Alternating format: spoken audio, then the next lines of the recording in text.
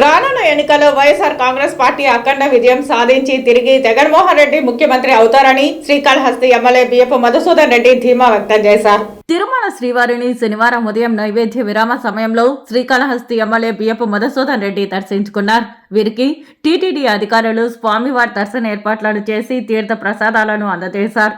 దర్శనానంతరం ఆయన ఆలయం వెలుపల మీడియాతో మాట్లాడుతూ మళ్లీ వైఎస్ఆర్ కాంగ్రెస్ పార్టీ అధికారంలోకి రావాలని, తాను కూడా శ్రీకాళహస్తిలో ఎమ్మెల్యేగా గెలుపొందాలని శ్రీవారిని ప్రార్థించినట్లు వెల్లడించారు. గత ఎన్నికల ముందు చంద్రబాబు శ్రీకాళహస్తికి వచ్చి తనపై అబద్ధపు ఆరోపణలు చేశారని, అందుకే ఆయన జైలుకు వెళ్లారని పేర్కొన్నారు. మళ్లీ ఇప్పుడు శ్రీకాళహస్తికి వచ్చి ఉన్నారని, మళ్లీ తనపై అబద్ధాలు చెబితే ఈశ్వరుడే చూసుకుంటారని అన్నారు. కుప్పంలో చంద్రబాబు గెలుపు ఈసారి కష్టమని పేర్కొన్నారు. ఈసారి మరలా జగన్మోహన్ రెడ్డి గారు సీఎం కావాలి, అదేవిధంగా కాళహస్తిలో నేను కూడా ఎమ్మెల్యే కావాలి, ప్రజలందరూ కూడా ఆనందంగా ఉండాలని కోరుకున్నాం. లాస్ట్ టైము చంద్రబాబు నాయుడు గారు కాళహస్తికి వచ్చి లేని అబద్ధాలన్నీ చెప్పి తొడగొట్టి లాస్ట్కి జైలు పాలైనాడు. మళ్ళీ ఇప్పుడు వచ్చున్నాడు. ఈరోజు సాయంకాలం ఇస్తాడనుకుంటా స్టేట్మెంటు.